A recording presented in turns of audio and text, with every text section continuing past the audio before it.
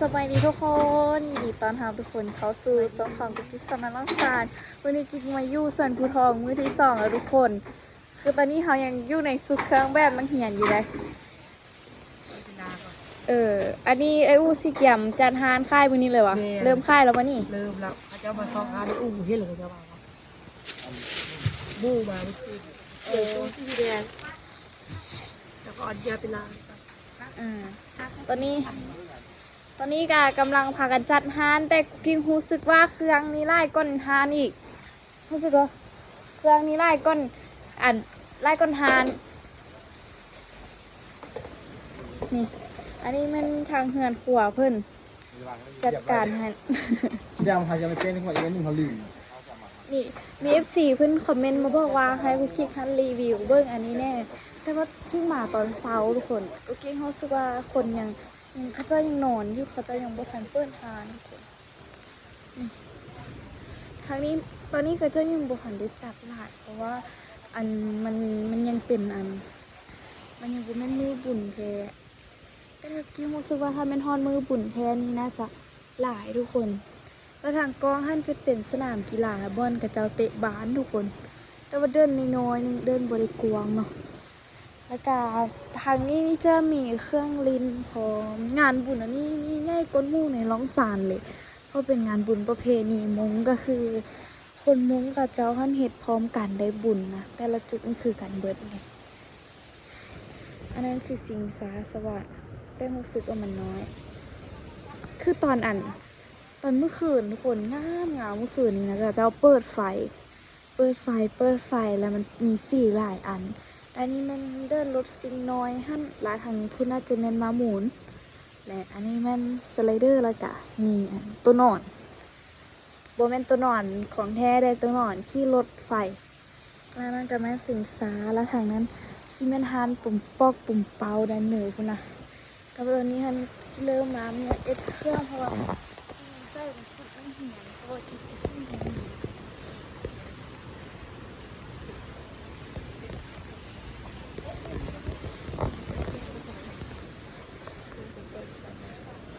ไอ้ยังรู้สึกว่า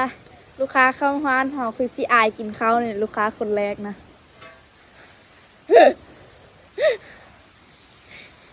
เอาลงที่ยังอ๋อตอนช่วยเราลงสิวะไปมาเห็ดเรียกทุกคน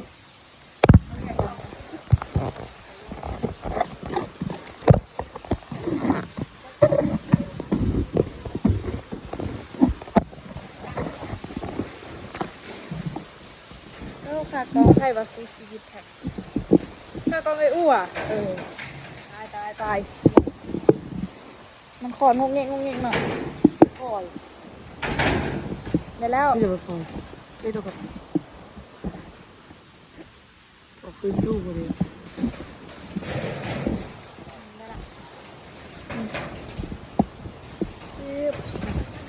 เห็ดเวียกก่อน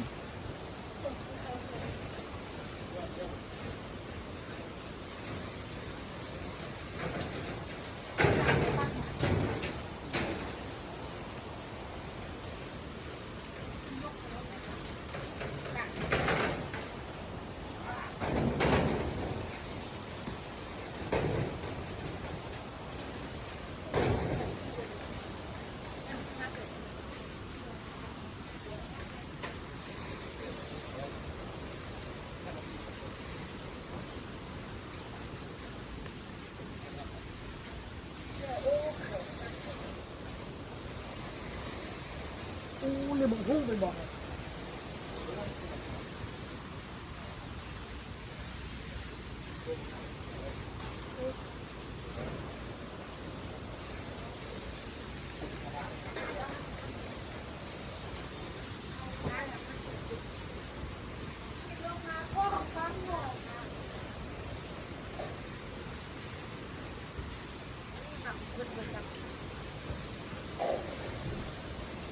นี่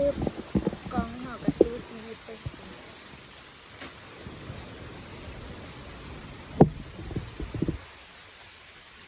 ทำงานทำการ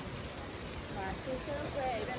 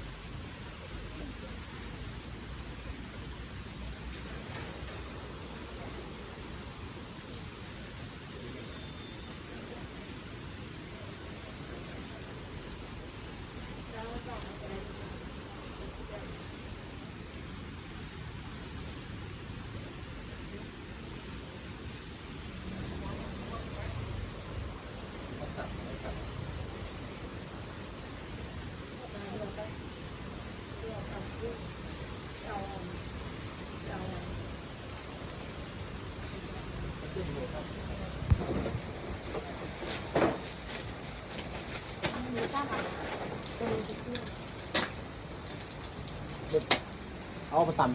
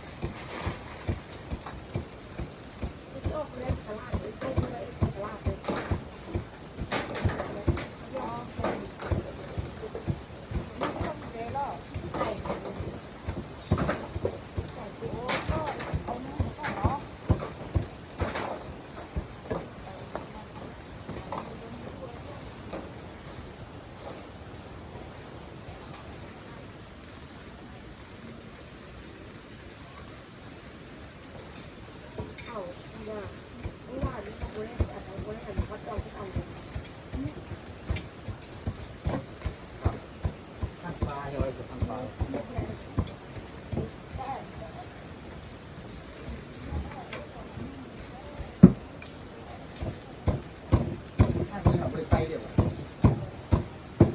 บไซหักอันนั้นเองซีเอาไว้เอาท้องใส่ไอ้ป้าก็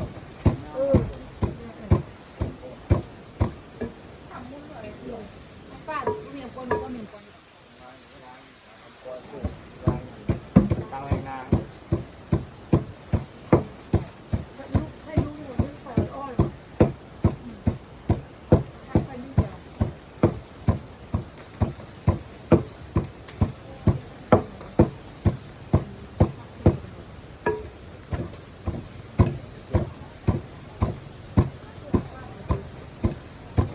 ตัวนี้เสียวไว้นอกเนาะ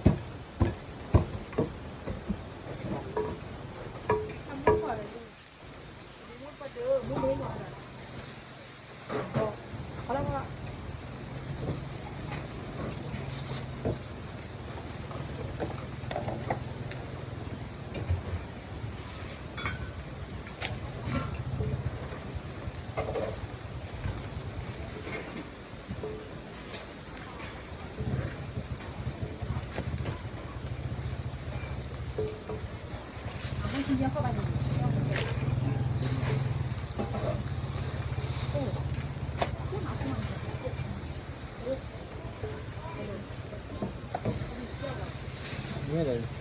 มีหมา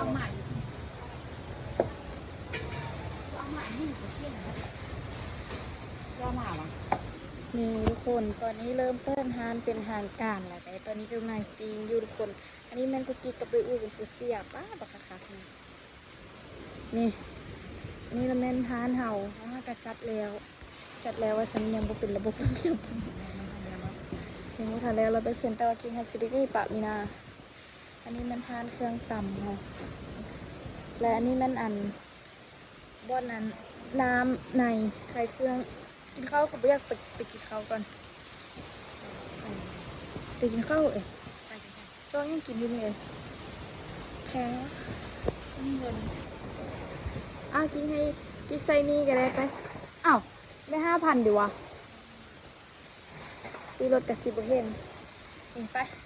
จะให้กิ๊กตาช่วยกิ๊กกลับมาหามีหนาใหม่ ที่ไปกันเด้อ10 โมงแล้ววะ9:30 ข้าวมันปลายเปียก ไปโรงเรียนทุกคน ไปเรียนต่อมื้อเช้าบ่ได้เรียนเลยบ่ได้ไป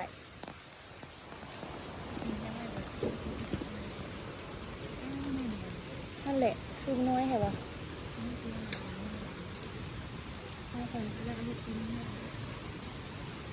ผีอันนี้ผีคงแย่คงเทน่ะ เสียเบิ้ลเงิน อืม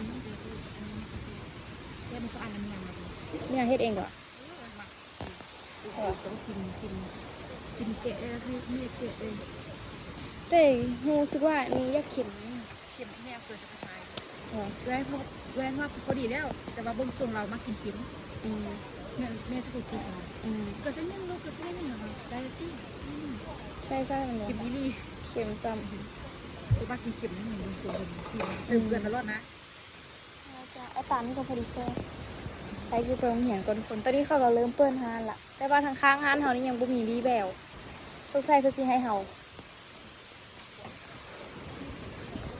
นี่ทุกคน อันนี้ก็คือมีนากำลังซอยมะปีอันนี้กูกิ๊กเลิกว่าซวยละ ปีวะ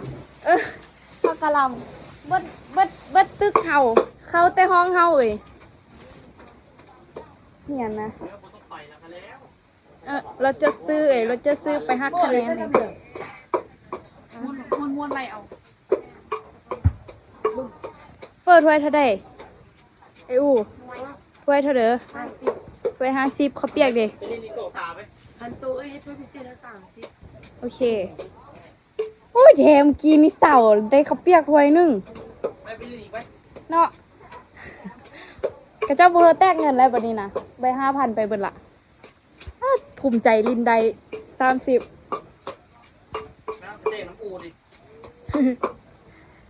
เดี๋ยวกุ๊กกิ๊กซีเป็นคนเปิดทานให้ไอ้อู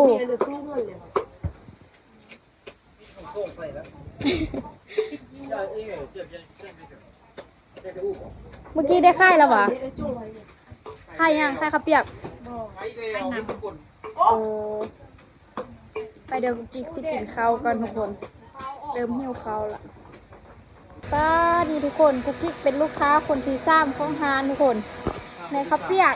ว่าจะง่ายเลยสิฮอดโมงไปโรงเรียนแล้วนี่กินข้าวกันนะเพื่อนเกี่ยวข้าวเปียกหัวตอนนี้กำลังซิมน้ำเก๊กหวยไอ้ตัวคือเขาน้ำอันสันเนาะน้ำอันสันนี่ตอนนี้เป็นซี่วุ้นๆนึงในขวาเมื่อกี้มีลูกค้าเข้ามา2 คนเป็นนักกีฬาอันนี้ก็ลองกินแม่นวะ หวานจ้อยเลย ว่า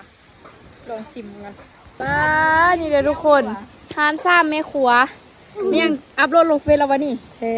ป้าทุกเห็นคนอยู่ต้องแท้ขนาดทุกคนเลยเป็นตัวพูดน่ะมีซ้ำแม่ครัวให้แล้วมันจิ้มกันเบิ้งฮูบอีกไงมันนี่อันนี้เพิ่นค่ายเครื่องอันนี้มีน้ำแดงมีน้ำนู่นนี่นั่นแล้วก็เครื่องกินแล้วก็อันอยู่ข้างเธอมีเสื้อแด้ว่ามีช้างเนาะลูกค้าตาม5ช้างกัน เอาที่ตัวมันฟองไป มันเตี้ย มันทำไมบ่เอาออก ซอกซื้อเกือบวัน7 ตีนละของอันตีนละมีตู้คีบตุ๊กตาพร้อมไปคีบก่อนเงินกุ้งไก่มีวันคีบตุ๊กตาเด้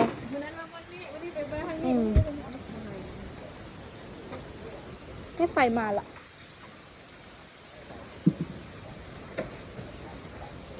อ้าวอย่างวะห้านเขาเจ้าหุ้งบดเกาะมีแต่ซ่องคนเฮานี่ห้านบ่หุ้งนี่เบิ่งแม่นี่อันนี้พร้อม ใช่ตีบัตรใช่ เนาะน่าจะแม่น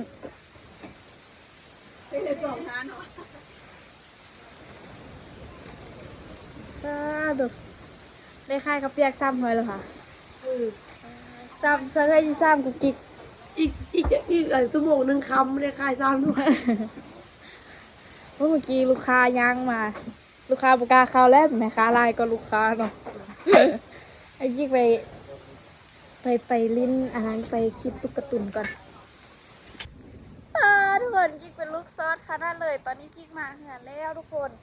จากที่เราไปทำภารกิจอยู่ที่ฮานเนอูทางตอนเศร้าและการตอนสวยและก็ตอนแหลกอีกกิ๊กจะกลับไปเหียนเพิ่มแล้วกิ๊กจะได้เอาพักนี้ไปให้จุยอูแล้วก็ที่อันที่ไปเอาพักยุ่งหันประจันแน่ทันพูดว่าเหียนเข้าบอกเพราะว่าอาจารย์ก็เป็นคนมงทุกคน